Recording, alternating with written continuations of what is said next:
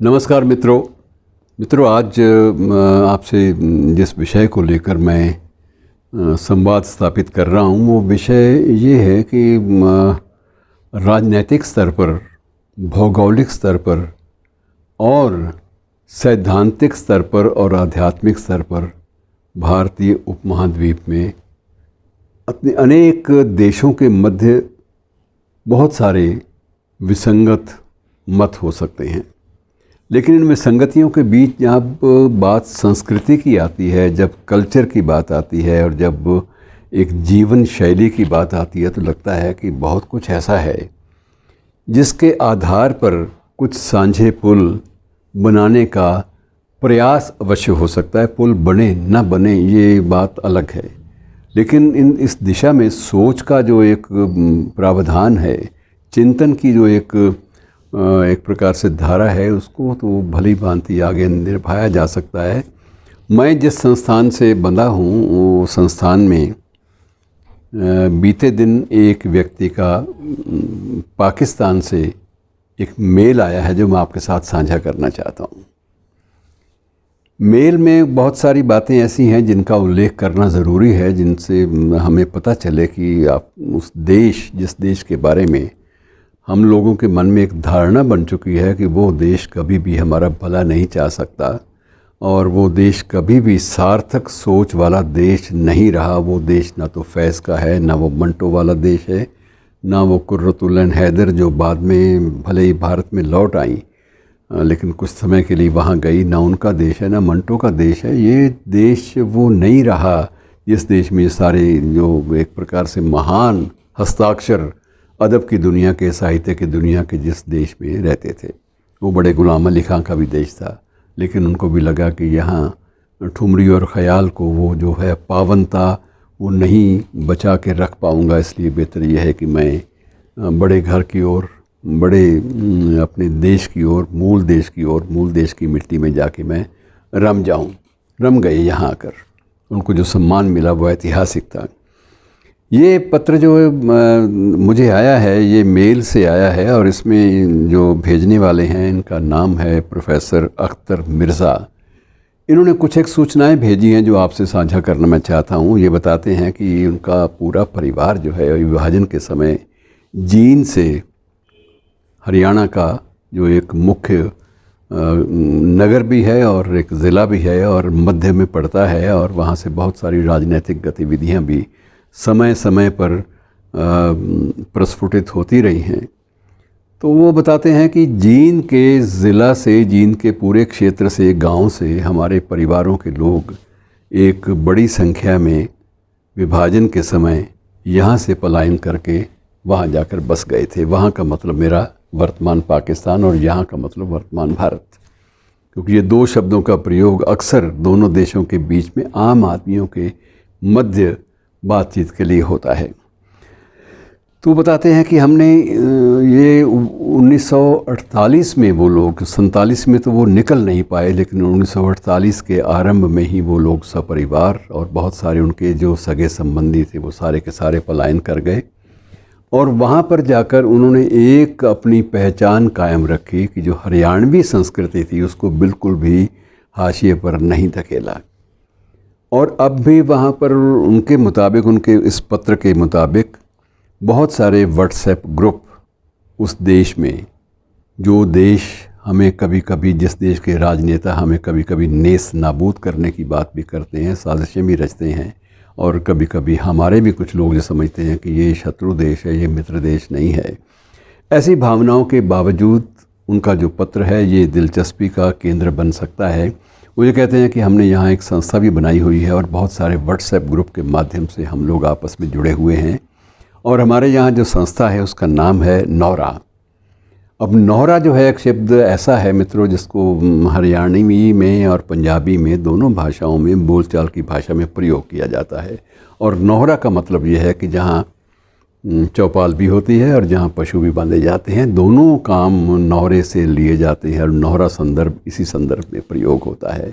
तो नौरा एक आंचलिक संस्कृति का एक सिंबल है, एक प्रतीक है, और इसी नौहरा के नाम से उनकी वहाँ संस्था जो है वो कार्यरत है।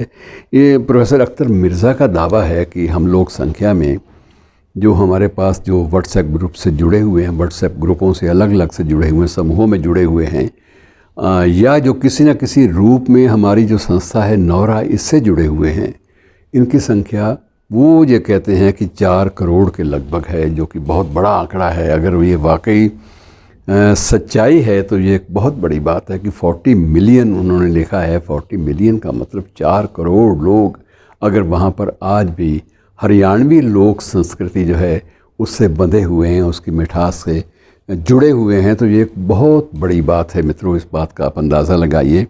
और ये जो मंच है उनका, उसका नाम है नौहरा, और ये पूरे देश में इस नौहरे का जो प्रारूप है वो कहते हैं कि हमारी जितने भी लोग हैं, जो लोग हमसे जुड़े हुए हैं, वो लोग इसी शक्ल में इसी नौहरा के नाम से एकत्र होते हैं। और एक शर्त होती है वहाँ पर कि उसमें जो भी आएगा हमारी संगोष्ठी में, हमारी नशिस्त में, हमारी उन बैठकों में, उसके लिए एक शर्त होती है कि वो सिर्फ हरियाणवी भाषा का प्रयोग करेगा, वो दूसरी भाषा नहीं बोलेगा, ना उर्दू बोलेगा ना हिंदी बोलेगा।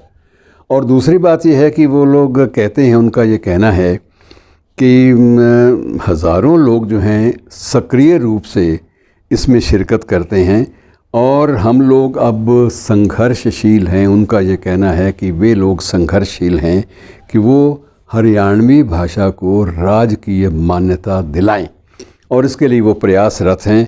और उसमें जो प्रयासों में जो उनके जो बड़ी दिलचस्प बात सामने आती है कि उन्होंने एक हरियाणवी कायदा भी वहाँ पर प्रचलित किया हुआ है। हरियाणवी कायदा का मतलब यह है कि जैसे वर्णमाला हमारे हिंदी में आरंभिक शिक्षा के लिए मिलती है और उर्दू में कायदा के नाम से मिलता है, तो वो जो कायदा है इसमें हरियाणवी जो उच्चारण है उसके अनुसार कुछ एक शब्दों के उच्चारण बदल दिए गए हैं। जैसे अब तरबूज है तो तरबूज को अगर वहाँ की हरियाणवी भाषा में या वहाँ की लोकल जो मुल्तान क्षेत्र की जो भाषा है उसमें अगर वो मतीरा कहते हैं तो मतीरा शब्द वहाँ पर मतीरा या मतीरियाँ हरियाणवी में और राजस्थानी में कहा जाता है। हम लोग तरबूज कह लेते हैं। और मतीरा जो है शब्द ये पंजाबी में भी और हिंदी में भी वहाँ चलता है। तो जो कायदे में ऐसे शब्दों का मैं आपको ये बता रहा हूँ कि ऐसे शब्दों का जो लेन देन है वो बाकायदा शामिल किया गया है। उसमें ये ज़रूर है कि उसमें अल्फ़ाबेट जो हैं ये उर्दू स्क्रिप्ट में है, उर्दू लिपि में है, इसमें कोई संदेह नहीं है। ये पर्शियन स्क्रिप्ट जो है उसी को ये लागू करते हैं। लेकिन उस पर्शियन स्क्रिप्ट में जो शब्दों का जो उच्चारण है, हरियाणवी शब्दों के मौलिक उच्चारण में कहीं भी कोई तब्दीली ना आए, इस बात के लिए पूरी जागरूक रहते हैं। और ये इसी हरियाणवी डायलेक्ट को लेकर, इसी उच्चारण को लेकर अपनी ये पहचान अलग से बनाए हुए हैं। और एक ये त्रैमासिक पत्रिका भी निकालते हैं और उस त्रैमासिक पत्रिका का जो नाम है वो भी नौहरा है। नौहरा के नाम से एक त्रैमासिक पत्रिका जिसमें प्रश्नों की संख्या सैकड़ों में होती है। कई बार जितनी भी संसाधन जुटा पाती हैं उसके हिसाब से उसका हो जाता है। जितनी मांग होती है उतनी प्रतियां छप जाती हैं और बाद में उन प्रतियों को ईमेल पे भी डालते हैं और उन प्रतियों को ये लोग मुद्रित भी करवाते हैं, प्रिंट करवाकर सर्कुलेट बाकायदा वहाँ की जाती हैं। और उसके बाद इन्होंने एक जो वहाँ की पुस्तक जो प्रकाशित की है इनकी अपने सूचनाओं के अनुसार, इनके द्वारा प्रदत्त सूचनाओं के अनुसार, उस पुस्तक में पूरे पाकिस्तान में जो हरियाणवी कविता लिखने वाले लोग हैं उनके संकलन प्रकाशित किए गए हैं और वो कई खंडों में हैं। और वो लगातार उसका प्रकाशन जो है उसमें संशोधन, परिवर्धन और उसके नए नए संस्करण सामने आते हैं। तो ये एक व्यापक रूप से वहाँ एक आंदोलन का सिलसिला शुरू किया है उन्होंने, जिस बात का स्वागत किया जाना चाहिए। और ये अख्तर मिर्ज़ा जो हैं ये इन्होंने बताया कि इन्होंने अपने इस पत्र में इन्होंने ये बात स्पष्ट की है कि वो इस संगठन के, नौहरा नामक संगठन के महासचिव हैं। और ये इनका ये कहना है कि मैं हिंदी भी बड़ी साफ़ सुथरी लिख लेता हूँ और यदि मुझे भारत से कुछ किताबें हिंदी में मिलें या भारत में जो हरियाणवी जो संस्कृति की अगर पुस्तकें मुझे मिल सकें तो मैं उनका भी यहाँ उर्दू में तर्जुमा करके और उनका जो मूल स्वरूप है उसको अक्षुण्ण रखते हुए उसका यहाँ भी प्रसारण मैं कर सकता हूँ। तो एक भाषा के आधार पर, एक सांझी संस्कृति के आधार पर कुछ न कुछ नया जो है वो सामने आ सकता है। और इन दिनों में उन्होंने बताया है अपनी उसी पत्र में कि अम्बाला के एक कॉलेज के एक प्रोफेसर हैं डॉक्टर बलजीत ढुल। तो डॉक्टर बलजीत ढुल की एक पुस्तक का वो अनुवाद भी हरियाणवी में भी कर रहे हैं और उर्दू में भी कर रहे हैं, तो वो अनुवाद के रूप में वहाँ प्रकाशित होगी।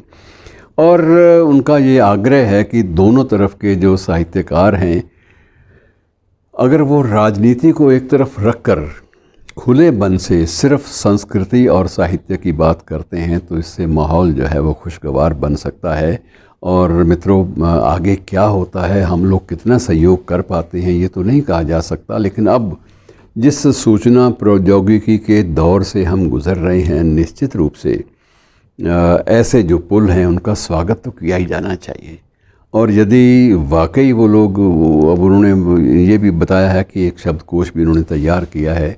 हमारे यहाँ भी मुल्तानी और हिंदी शब्दकोश, तो वहाँ मुल्तानी और उर्दू का एक शब्दकोश उन्होंने तैयार किया है जिसमें मूल जो स्वरूप है जो मुल्तानी भाषा का, सराइकी का, उसको भी अक्षुण्ण रखा गया है। और इस जो ये नौहरा नाम की जो एक संस्था है, इनकी संगठन है जो पूरे देश में इनके मुताबिक फैला हुआ है और उसके जो मुख्यालय है वो मुल्तान में इन्होंने रखा है। मुल्तान मित्रों वैसे तो अब इन दिनों में खबरों में रहा है तो अलग कारणों से रहा है, लेकिन अगर वहाँ पर साहित्यिक गतिविधियाँ और सांस्कृतिक गतिविधियाँ वहाँ से चलती हैं और ऐसे सार्थक सोच वाले, साफ शफाफ सोच वाले लोग अगर आगे आते हैं तो उनका स्वागत किया जाना चाहिए, खैर मकदम किया जाना चाहिए। और जहाँ तक हो सके इस बात का प्रयास आपको नेट पे भी आप कर सकते हैं, हम लोग भी प्रयास करेंगे संगठन की ओर से भी कि जितने भी अगर ऐसा कोई स्वस्थ आदान प्रदान हो सकता है तो बड़ी अच्छी बात है। उन्होंने एक बात इसमें और वजाहत की है कि हमारी जो नौहरा नाम की जो संस्था है, इसकी जब भी मीटिंग्स होती हैं उसमें दो बातों की सख्त बनाई होती है। एक पहली बात तो यह है कि हम मजहबी आचरण को घर रख कर आएंगे, वो घर की चीज़ है हमारे, उसको वहाँ पर उस मीटिंग में लेकर नहीं आएंगे। कोई धर्म का, मज़हब का सिलसिला वहाँ पर चर्चा में भी नहीं आएगा, ये वहाँ आने की पहली शर्त है। ये एक बहुत बड़ी बात है कि अगर वो ऐसी शर्त रख कर आते हैं। और दूसरी उनकी जो शर्त, उनको नियम जो सबको वो कन्वे करते हैं, संप्रेषणीयता उनकी बनी हुई है अपने सदस्यों के साथ। और वो कहते हैं कि हमने ये भी स्पष्ट किया हुआ है कि एक तो मज़हब और दूसरा सियासत, इन दोनों से हमारी किसी भी नौहरा की बैठक में कोई भी संबंध नहीं रखा जाएगा। ये बात उन्होंने वजाहत के साथ, उन्होंने पूरी एक विस्तृत रूप से पूरी व्याख्या के साथ उन्होंने अपने सदस्यों में बांट रखी है। तो मित्रों, ऐसे किसी भी कदम का, किसी भी पग का स्वागत किया जाना चाहिए। और जाते जाते वो निदा फाजली साहब का शेर इसी संदर्भ में याद कर लेना चाहिए कि एक दरख्त ऐसा मोहब्बत का लगाया जाए, कि एक दरख्त ऐसा मोहब्बत का लगाया जाए जिसका हमसाए के आंगन में भी साया जाए। शुक्रिया, धन्यवाद।